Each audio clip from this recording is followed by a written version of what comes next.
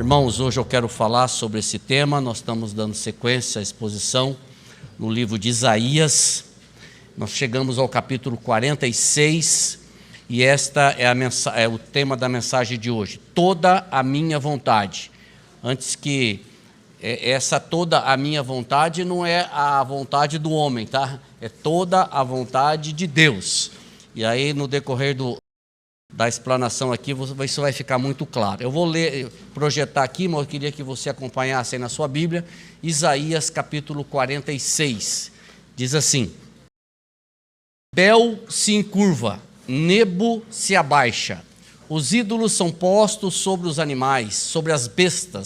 As cargas que costumáveis levar são canseira para as bestas já cansadas. Esses deuses juntamente se abaixam e se encurvam. Não pode salvar a carga, eles mesmos entram em cativeiro.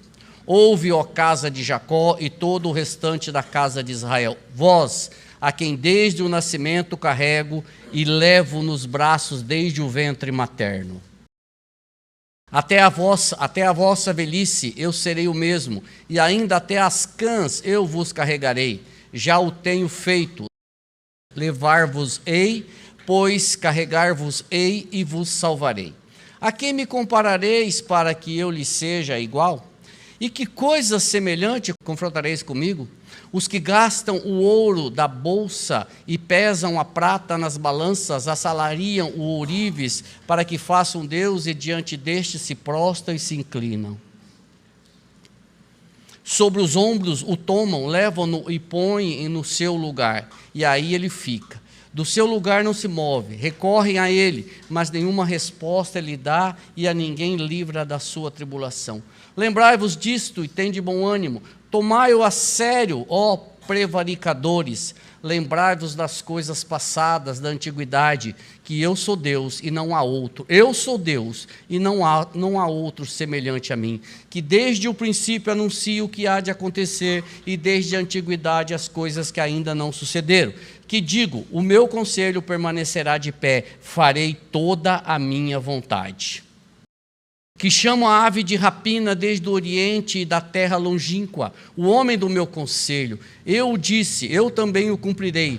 Tomei este propósito, também o executarei. Ouve-me vós, os que sois de obstinado coração, que estáis longe da justiça. Faço chegar a minha justiça, e não está longe.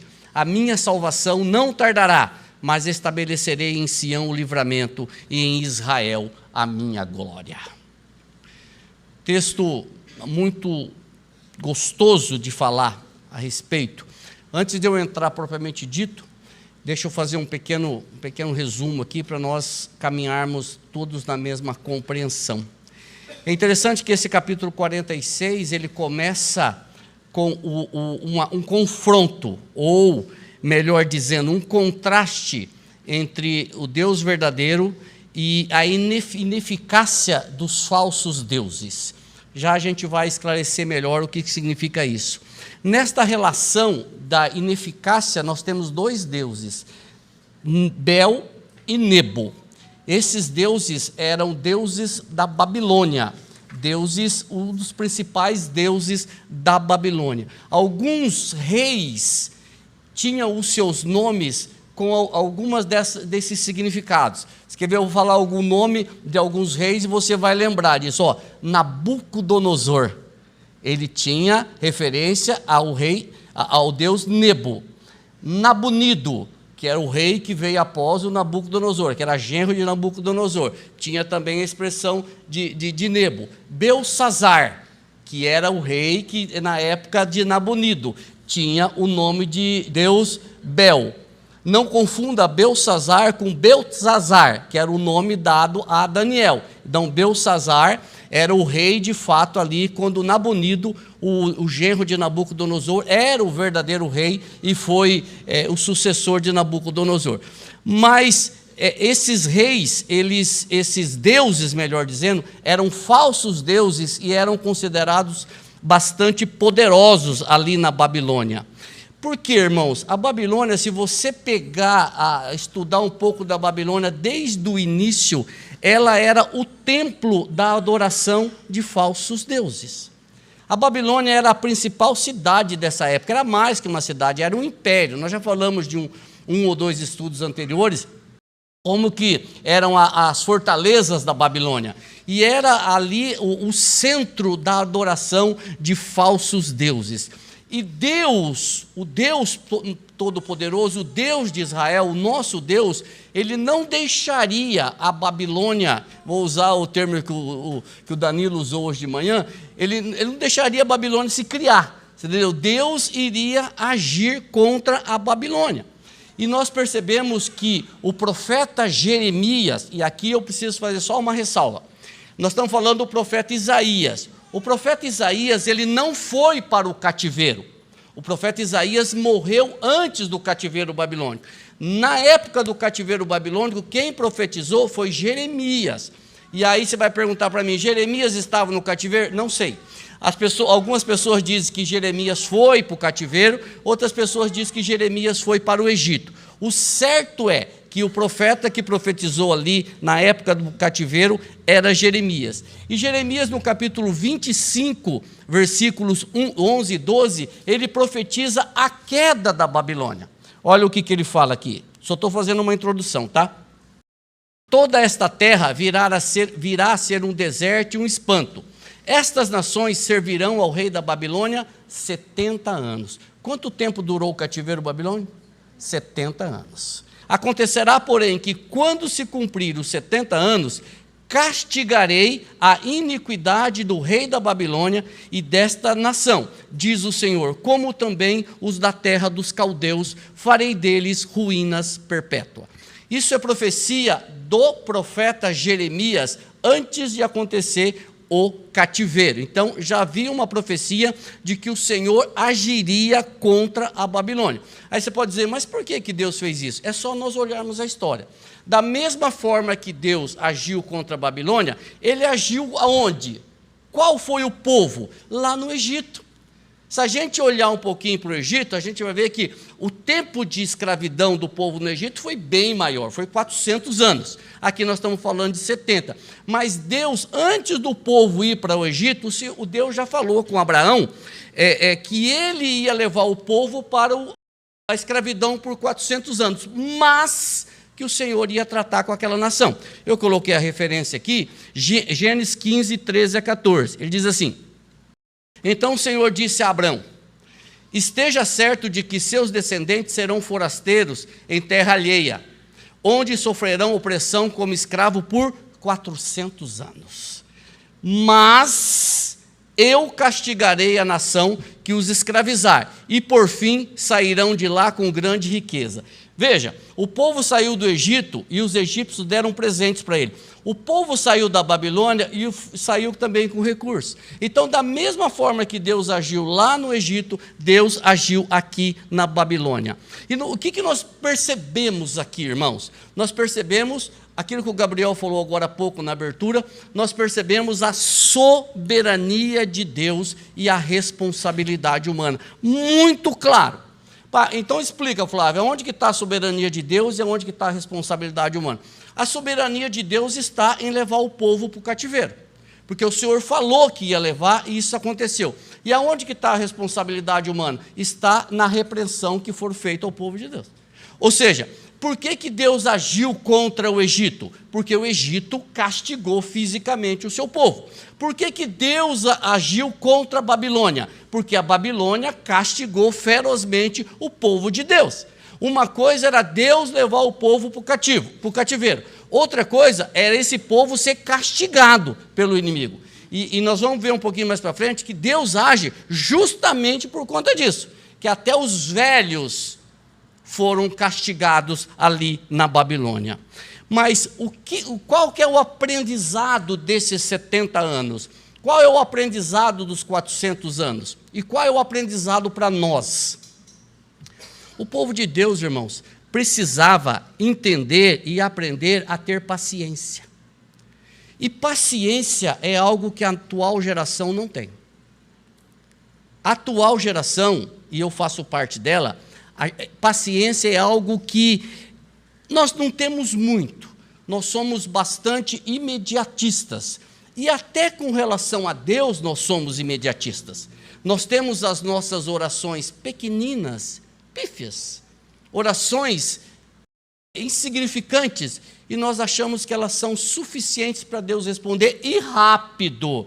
Por favor, Senhor, eu vou orar hoje e eu quero que o Senhor responda, de preferência daqui a pouco. Então nós somos imediatistas. E aqui, o que a gente percebe? Deus estava mostrando para o povo que o povo precisava ter paciência, porque Deus estava escrevendo a história.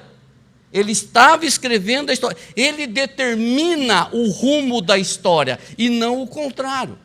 Deus não estava sendo moldado pelo tempo, ele estava moldando o tempo.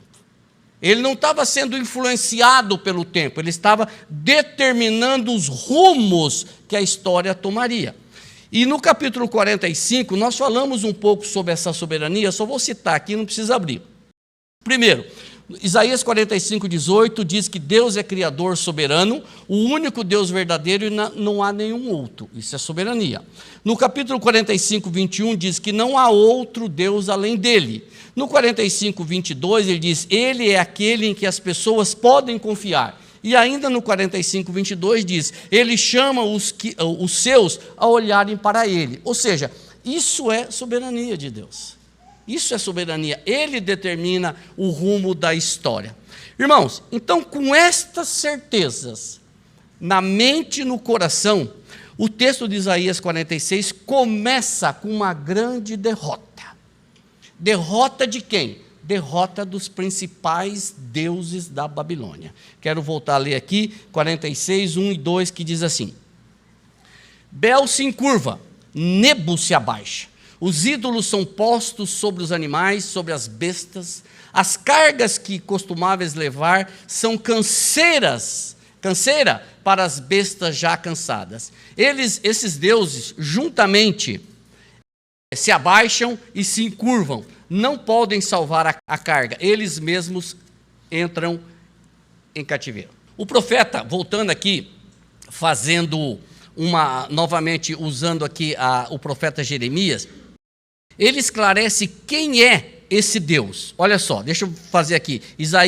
Jeremias 50, 1 e 2, ele diz assim, ele fala quem é esse Deus, Nebo e Bel. Ele diz assim, a palavra que falou o Senhor contra a Babilônia. Veja bem, Isaías está profetizando contra a Babilônia, contra a terra dos caldeus. Caldeus é a Babilônia.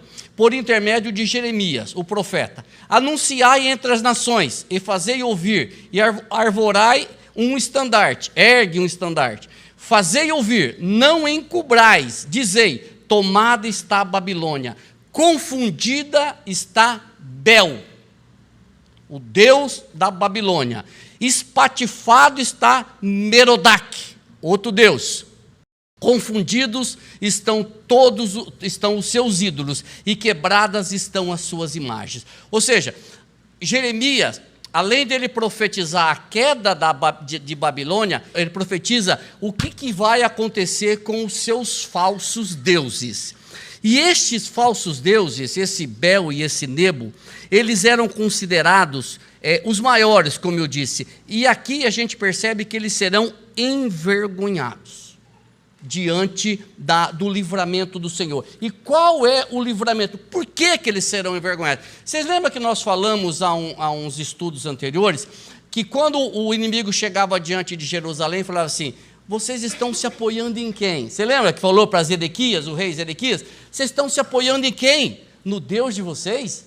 Mas o Deus de vocês é muito fraco. Por quê? Porque o Deus de vocês não conseguiu livrar o reino do norte da mão dos assírios.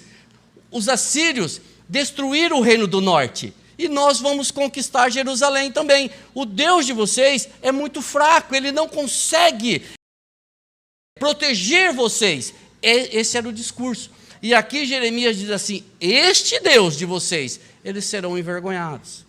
Eles serão quebrados, eles serão levados como nas costas de bestas. E aí, voltando aqui um pouquinho para o texto, no capítulo 3 e 4, ele faz uma comparação entre esses deuses e o Deus verdadeiro. Dá uma olhada que coisa interessante. Ele diz assim, ouve-me, ó casa de Jacó, e todo o restante da casa de Israel. Ouve-me, ó casa de Jacó, e todo o restante da casa de Israel. Vós, a quem desde o nascimento carrego e levo nos braços desde o ventre materno, até a vossa velhice, eu serei o mesmo, e ainda até as cãs eu vos carregarei. Já o tenho feito, levar-vos-ei, pois, carregar-vos-ei e vos salvarei. O que isso significa? Irmãos, isso aqui é fabuloso. Primeiro, quando ele diz aqui, ouve-me, ó casa de Jacó, e todo o restante da casa de Israel. Para quem que ele está falando? Ele está falando para as duas tribos. Ele está falando tanto para o reino do sul, casa de Jacó, quanto para o reino do norte, Israel, que tinha ficado um povo, não tinha mais o reino do norte, mas restava um pouco, não foi todo mundo morto. Então ele está falando, olha o que ele diz aqui, ó, ouvi-me, casa de Jacó, e todo o restante da casa de Israel. Então tinha ficado um povo do reino do norte. Agora, é isso que eu quero fazer. Veja a comparação que ele faz com o versículo 1 e com o versículo 2. Olha que interessante. No versículo 1 e versículo 2, o profeta fala que os falsos deuses eram carregados sobre os ombros, sobre os lombos das bestas ou dos animais. Aquela carga, apesar de ser considerados deuses babilônicos, eles não poderiam salvar nem quem estava carregando e nem a própria carga, porque eles não tinham esse poder. Então Deus diz ao povo, eu carrego vocês. Olha que coisa interessante, vocês estão carregando falsos deuses, mas eu carrego vocês. E desde quando? Desde o ventre materno. Desde o ventre materno, eu carrego você. Ou seja, qual é a ideia aqui, irmãos? A ideia é de cuidado, a ideia é de longanimidade. Eu tenho a minha graça, o meu amor, o meu perdão, a minha longanimidade, a minha paciência com vocês, vai desde quando vocês estavam no ventre. Ou seja, eu não sou um Deus que preciso ser carregado no lombo de um animal ou de uma besta. Eu carrego vocês. Vocês não precisam me carregar. Eu não preciso do favor de vocês. Eu sou o Deus de vocês. E olha que interessante, quando Pedro fala sobre essa questão da longanimidade, da paciência de Deus, de 2 Pedro, capítulo 3, versículo 9, o Pedro ele fala sobre que esse Deus, ele é longânimo. Olha o que ele fala para nós aqui. Não retarda o Senhor a sua promessa, como alguns a julgam demorada. Pelo contrário, ele é longânimo para convosco, não querendo que nenhum pereça, senão que todos cheguem ao arrependimento. Irmãos, Pedro aqui, ele está falando justamente sobre a paciência de Deus. E aqui eu quero dizer para vocês, graças a Deus pela paciência de Deus. Graças a Deus pela longanimidade de Deus. Deus foi longânimo, foi paciencioso com o seu povo. E aí, ele foi paciencioso, sabe com quem? Com cada um de vocês. Ele foi longânimo com cada um de nós. Ele foi paciencioso, gracioso comigo, irmãos, com você. Sabe por quê? Porque eu e você, nós andávamos longe dele. Ou você acha que você nasceu crente? Você nasceu pecador, indo para o inferno. Você nasceu todo, eu ia usar a palavra estragada aqui, mas não. Mas você nasceu corrompido pelo pecado, como eu. Nós estávamos longe do Senhor, só que a graça, o amor, a misericórdia dele nos trouxe para perto dele, nos dando um novo coração, nos dando uma nova vida, nos dando a salvação em Cristo Jesus. Quando eu olho para trás, quando você olha para trás, você deve agradecer a paciência que Deus teve com você. Porque se fosse você, não teria a paciência que Deus teve com você, teria? Deus foi paciencioso comigo, paciencioso com você e paciencioso com o povo dele. e ele carregava o povo, e ele continua carregando ao povo. Voltemos um pouco ao versículo 2, que ele diz assim, ó: eu sempre vou cuidar de vocês. Vocês não são pesados para mim. Eu sempre estarei presente quando vocês ficarem velhos. Mais que isso, quando vocês não tiverem mais forças, eu continuarei cuidando de vocês. Irmãos, aqui nós não estamos falando de um Deus que se esquece do seu povo. Nós não estamos falando de um Deus que foge quando a situação fica complicada. Nós não estamos falando de um Deus que abandona o seu povo em qualquer situação. Não, nós estamos falando de um Deus presente em toda e qualquer situação. Ele já havia dito isso anteriormente, mas eu queria ressaltar isso. Ele diz assim, ó: quando o cabelo de vocês estiverem brancos, qual que era a referência disso? Quando vocês não tiverem mais forças, quando vocês não conseguirem mais trabalhar, eu vou cuidar de vocês. Eu não sou um Deus oportunista, que eu só vou atender vocês se você puder me dar algo em troca. Não, eu sempre cuidei de vocês desde o ventre materno, e eu vou cuidar de vocês até o dia que vocês ficarem velhos. Irmãos, isso para nós é maravilhoso, isso é segurança, isso para nós é saber que nós temos um Deus que não nos abandona, que apesar das situações, Ele não nos abandona, pelo contrário, Ele está sempre conosco, cuidando, orientando, direcionando. E nós não podemos, uma coisa que eu tenho que falar aqui é que nós não podemos confundir isso com um Deus que atende todos os meus pedidos. Não é isso que Ele está dizendo.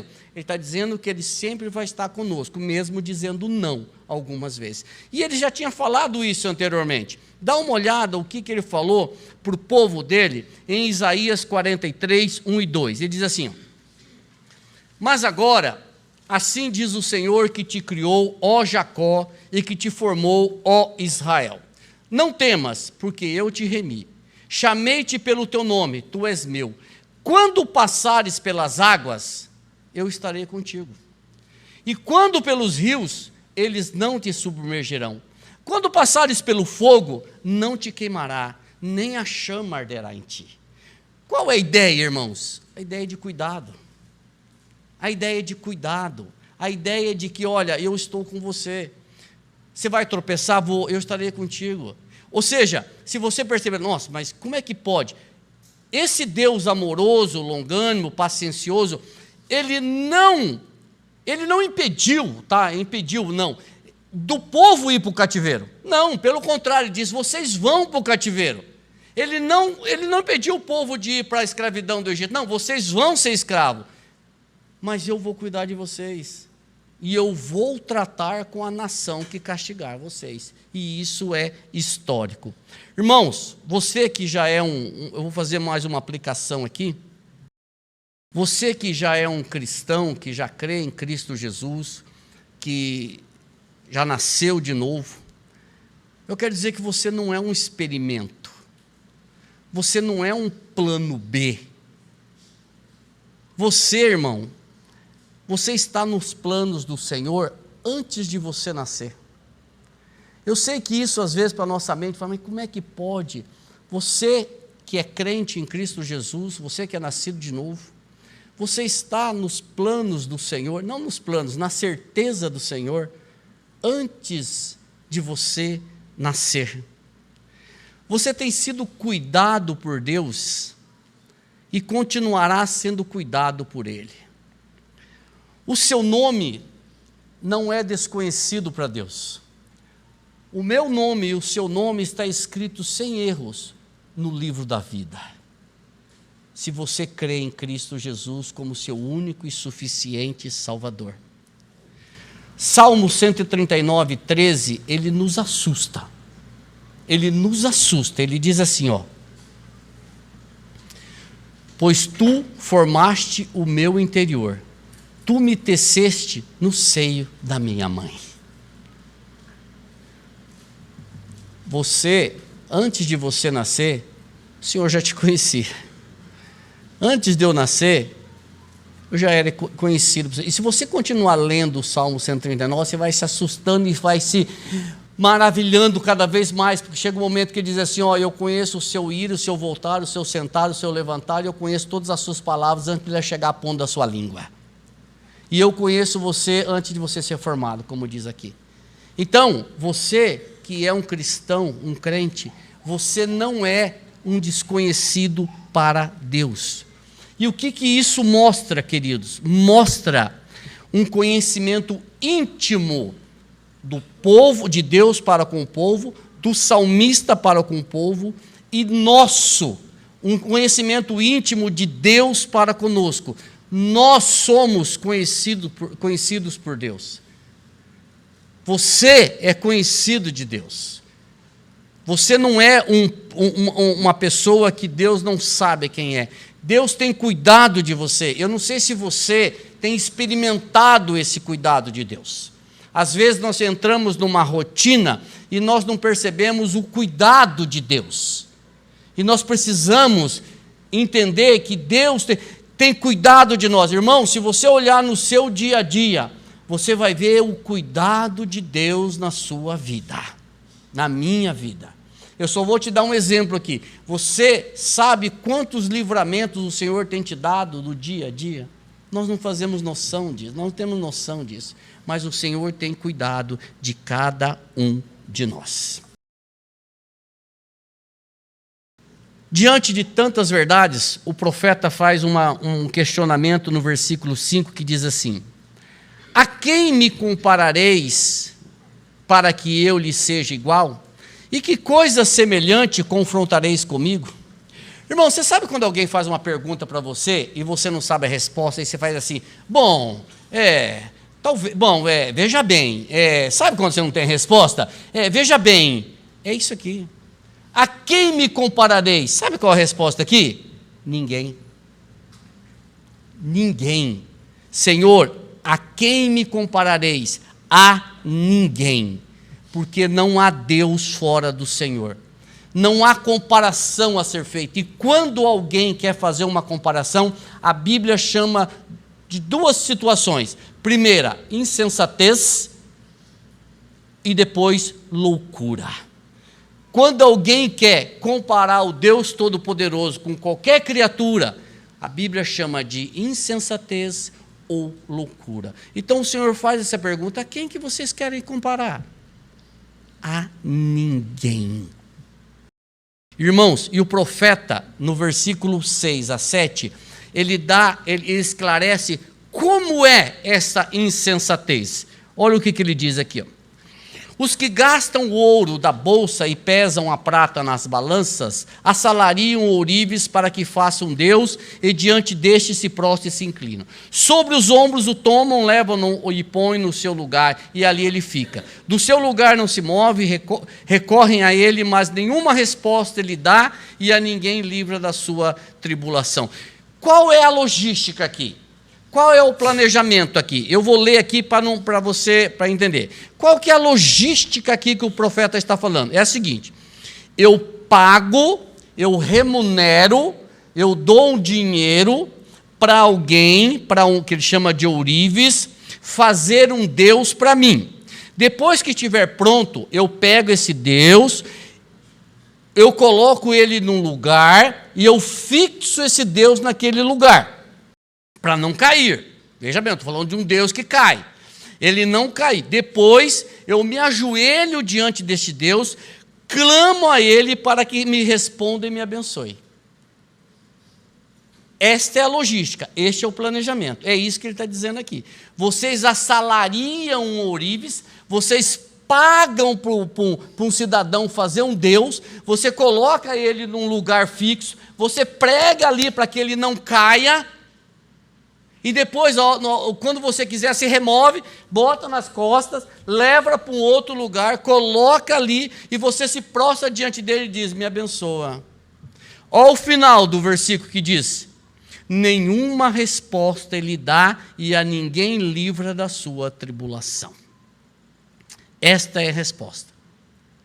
E diante desta postura, irmãos, o Senhor vem falando assim para o povo dele: lembra-te destas coisas, olha para estas coisas, fala para o povo se lembrar destas coisas e comparar estas coisas com o Senhor Deus Todo-Poderoso. Olha para esses acontecimentos. Possivelmente o texto aqui esteja se referindo ao bezerro de ouro, lá quando eles saíram do Egito.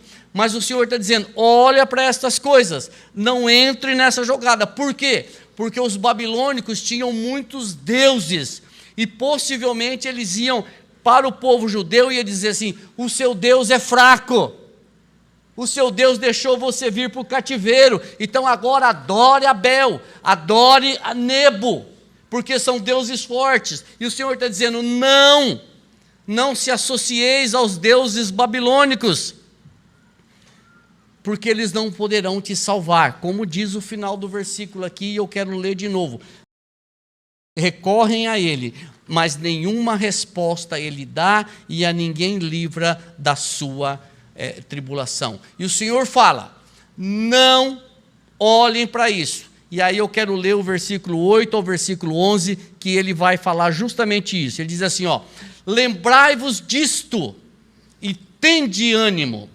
tomai-o a sério, ó prevaricadores, lembrai-vos das coisas passadas da antiguidade, que eu sou Deus e não há outro, eu sou Deus e não há outro semelhante a mim, que desde o princípio anuncio o que há de acontecer, e desde a antiguidade as coisas que ainda não sucederam. Que digo, o meu conselho permanecerá de pé, farei toda a minha vontade. Que chamo a ave de rapina desde o oriente, e de uma terra longínqua o homem do meu conselho. Eu disse, eu também o cumprirei, tomei este propósito, também o executarei. Estas coisas que está escrito aqui, nestes versículos 8 a 11, elas estão sendo profetizadas, como eu disse há pouco, justamente para que o povo se lembrasse. Justamente para que o povo olhasse para a antiguidade, o passado, e se lembrasse de que o mesmo Deus que lá do passado é o mesmo Deus de hoje. Agora, presta atenção o que ele diz no versículo 10, irmãos. Desde o princípio anuncio o que há de acontecer, e desde a antiguidade as coisas que não sucederam ou que sucederam. Ou seja, esta é a comparação que nós vimos no estudo anterior. Pede para o seu ídolo falar o que aconteceu no passado. Pede para ele profetizar o que vai acontecer no futuro. Mas eu estou falando desde o passado. Eu estou falando o que vai acontecer. Ou seja, eu planejo e executo o que planejo. E aí vem o tema da mensagem: toda a minha vontade. Toda a minha vontade. Tem um escritor de teologia sistemática, Charles Hodges, sistemática, né, Marco? Charles, ele fala, ele escreve sobre essa soberania, e eu achei assim fabuloso quando ele fala sobre essa soberania de Deus, e eu coloquei esse texto aqui. Ele diz assim, esta soberania de Deus é a base da paz e da confiança de todo o seu povo.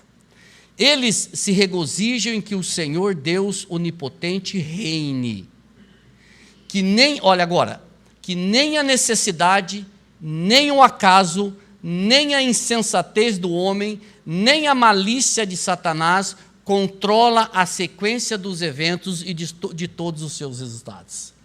Ou seja, eu planejo, eu executo o que eu planejo, nada vai mudar.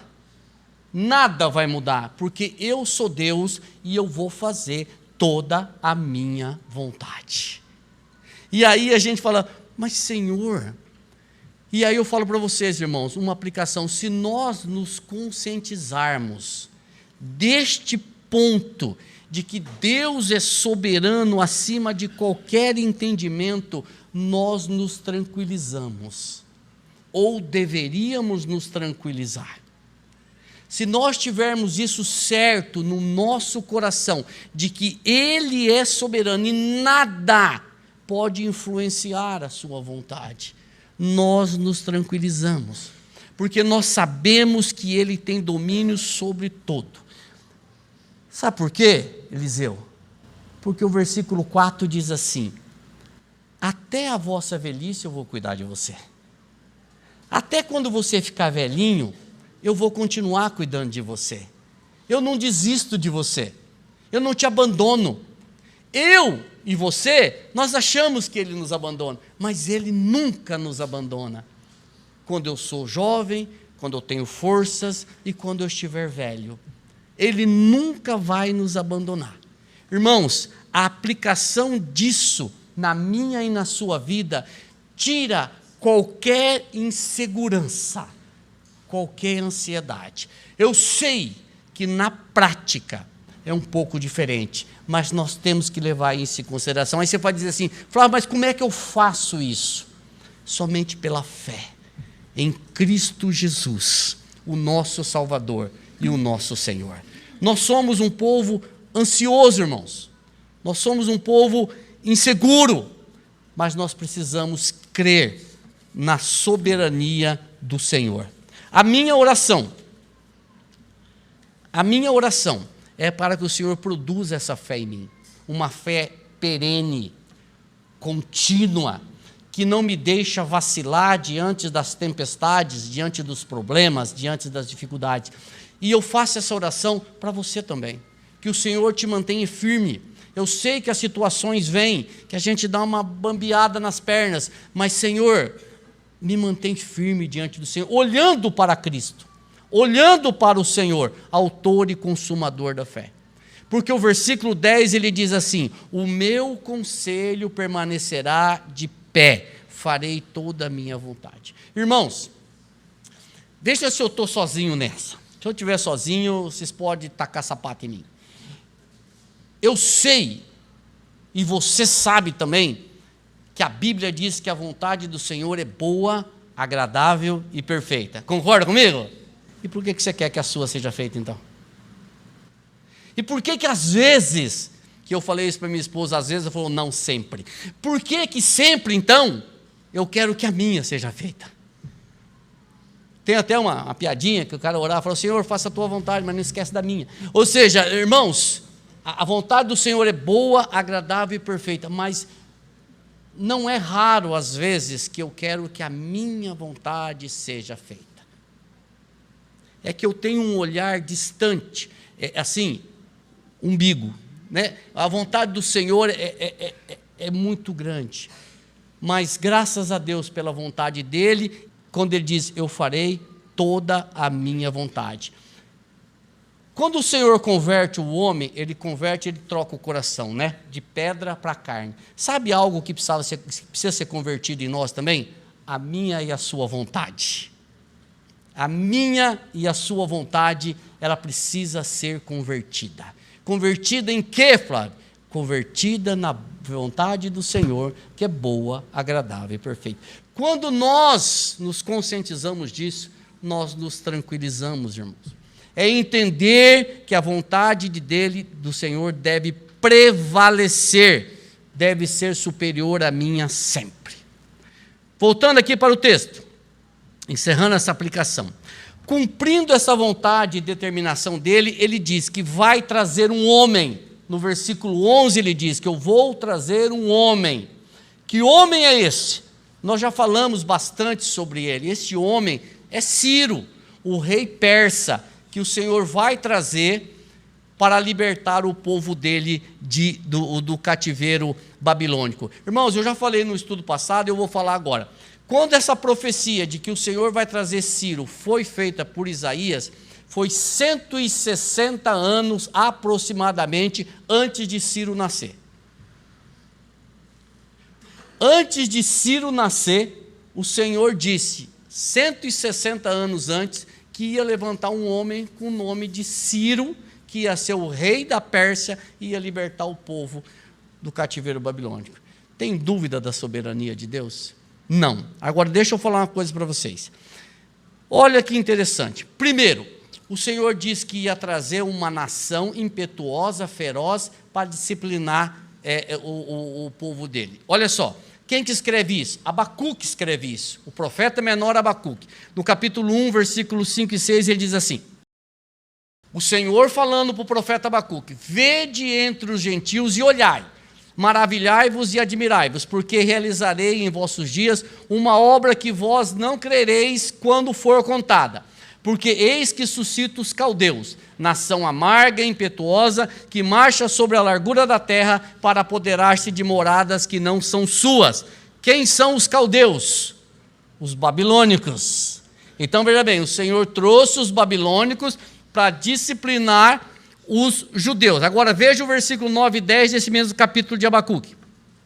Eles todos virão para fazer violência. Os seus rostos buscarão o vento oriental, e reunirão os cativos como areia, escarnecerão dos reis e dos príncipes farão zombaria.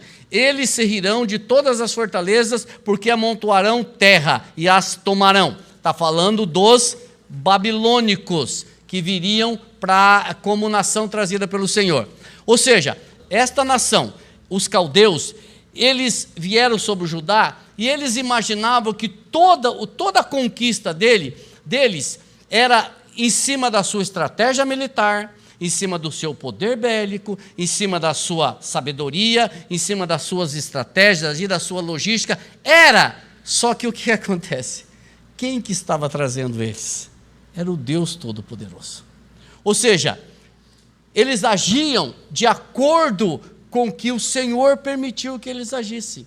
O Senhor disse: eu vou trazer os caldeus, eles vão achar que estão fazendo pela vontade deles, mas sou eu que estou direcionando eles, é eu que estou agindo para que eles façam do jeito que eu quero. Irmãos, isso é soberania, irmãos, isso é poder, este é o nosso Deus, que age na história e molda a história. Este mesmo Deus, Ele continua cuidando de mim e de você, mesmo que às vezes eu e você achamos que não. Ou seja, agora presta atenção na história. O mesmo Deus que trouxe os caldeus para disciplinar o seu povo, foi o mesmo Deus que levantou Ciro para tirar o seu povo. Então veja bem, o Senhor levanta uma nação para mandar o seu povo para o cativeiro, aí ele levanta um homem para tirar o seu povo do cativeiro. Você tem noção do que é isso? Isso é soberania, isso é poder. Eu vou pegar aquela nação, vou trazer aqui, ele vai conquistar vocês, vai levar vocês para um cativeiro de 70 anos, só que eu vou levantar um homem chamado Ciro, e vou tirar vocês do cativeiro e vai voltar para a terra de Jerusalém. Maravilha! Que coisa maravilhosa! Esse Deus é o seu Deus, ou não? Esse Deus é o Deus que nos deu o seu Filho amado Jesus Cristo, para morrer na cruz, perdoar os pecados dos seus, dar uma nova vida para nós, e nós podemos glorificar a Ele como nosso único e suficiente Salvador e Senhor. Por que ele diz isso? Porque o versículo 10 disse: o meu conselho permanecerá de pé, e eu farei toda a minha vontade. Eu repito aquilo que eu disse há pouco. Isso deveria nos dar, ou seja, isso nos dá segurança, e não insegurança. Pois é, voltando no texto aqui, no versículo 12 e 13, o profeta ele repete o versículo 8. Olha o que ele diz aí, Isaías 46, 12 e 13, ele diz assim: ouve-me vós que sois de obstinado coração, que estáis longe da justiça. Faço chegar a minha justiça e não está longe. A minha salvação não tardará, mas estabelecerei em Sião o livramento e em Israel a minha glória. Ouve vocês, ó incrédulos, abra os seus corações, vocês estão longe. Eu vou fazer chegar a minha justiça. E por que ele está falando isso, irmãos? Porque havia uma incredulidade do povo. Não pense vocês que todo judeu era aquele um ali que ficava, existia incrédulos entre os judeus, existia idólatras entre os judeus. E aqui ele está falando de incredulidade. E essa incredulidade, ele lembra da caminhada do povo que saiu de Canaã, saiu do Egito para a terra de Canaã. Quando você lê a história ali, segundo os historiadores, foram quase 2 milhões de pessoas que saíram dali. A Bíblia fala em 600 mil homens. Então, imagina o seguinte, toda essa quantidade de pessoas andando no deserto. Quantos daqueles que saíram do Egito entraram na terra prometida? 2. Ou seja, os outros morreram todos no deserto. Então, nós temos ali alguma situação para falar sobre isso. E é interessante que Paulo, o apóstolo Paulo, que nos esclarece tantas coisas, na sua primeira carta aos Coríntios, no capítulo 10, ele descreve essas atitudes daquele povo, da incredulidade daquele povo na caminhada pelo deserto. E no versículo 11 do capítulo 10, ele traz uma mensagem para nós. Olha o que ele fala. Ele diz assim, estas coisas, que coisas? Aquilo que ele escreve no capítulo 10, de toda a postura do povo no deserto, ele diz assim, estas coisas lhe sobrevieram como exemplos, e foram escritas para advertência nossa, de nós outros, sobre quem os fins dos séculos têm chegado. Sabe quem são esses daqui? Você, eu. Tudo o que aconteceu no deserto serve para que nós não pratiquemos as mesmas coisas. É isso que Paulo está dizendo. Quando ele fala sobre esse acontecimento, ele lembra os leitores da sua carta, e lembra nós que estamos aqui hoje falando, que aquela prática daquele povo que saiu do Egito não deve ser a prática. E aí a gente fala assim, mas será que é isso que ele está dizendo? Aí o escritor aos Hebreus diz, não é isso mesmo. Olha o que diz Hebreus 3,19. Vemos, pois, que não puderam entrar por causa do quê? Da incredulidade. E tem uma palavra que diz que o que nos afasta de Deus? A incredulidade, um coração incrédulo. É isso que o texto está falando de Isaías 46. Ou seja, eu faço chegar, no versículo 13, eu faço chegar a minha justiça, não está longe, a minha salvação não tardará, mas estabelecerei em Sião o livramento, e em Israel a minha glória. Irmãos, e aqui eu tenho um comentário que diz assim, se os homens não lhes fizessem justiça, Deus fará. A justiça de Deus está em favor daqueles a quem a justiça dos homens não alcançar. Deus é soberano para fazer isso. Ele fará de Jerusalém um local seguro. Mas por que Jerusalém? Por que, irmãos? Porque de Jerusalém, daquele lugar, surgiria o Evangelho. Dali sairia o Redentor. Dali sairia o Rei de Sião, que tem a justiça da salvação. De quem que ele está falando aqui nesse texto? De Jesus, o nosso Salvador e o nosso Senhor.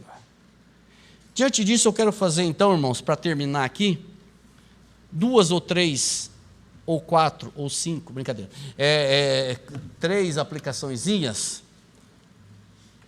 que é o seguinte, de tudo que nós falamos aqui, nós somos um povo inseguro, nós somos um povo ansioso. E eu entendo, irmãos, de verdade, que as situações nos empurram para isso. Eu entendo, irmãos, que às vezes nós lutamos lutas desproporcionais para nós. Às vezes nós enfrentamos lutas desproporcionais. Mas em que situação, Flávio? Em que área? Em todas. Em doenças, famílias, dinheiro, emprego, relacionamento, etc, etc, etc, etc. Nós lutamos lutas desproporcionais. E se nós quisermos vencê-las por nós mesmos, nós não vamos conseguir. E não são raras vezes que nós tentamos, pelas nossas próprias forças, vencer tais lutas. E nós não conseguimos. Por isso, irmãos, o mesmo Deus, Ele continua cuidando de nós. Coloquemos diante dEle as nossas lutas, os nossos problemas, porque, como eu disse há pouco, Ele não nos abandona, Ele não te abandona. Eu não conheço vocês, cada um de nós temos uma história, temos problemas, dificuldades, mas seja qual for, não é segredo para Ele, não é segredo para Ele. Nós precisamos entender isso, irmãos, que Deus cuida de nós, que Ele está no controle e toda a sua vontade será feita. A nossa insegurança, ela não nos leva a lugar nenhum, aliás, nos leva a sofrer. Nós sofremos porque nós não confiamos no nosso Deus. Nós sofremos porque nós tentamos resolver pelas nossas próprias forças. Eu não estou falando de ficar inerte, eu estou falando de colocar diante do Senhor e pedir: Senhor, me ajude, me dá um direcionamento, me mostra para onde eu vou, me mostra qual a decisão, me mostra, Senhor, me mostra que eu não estou conseguindo ver. E aí você pode estar pensando aí na sua cabeça, como chegar nessa segurança? Como fazer isso?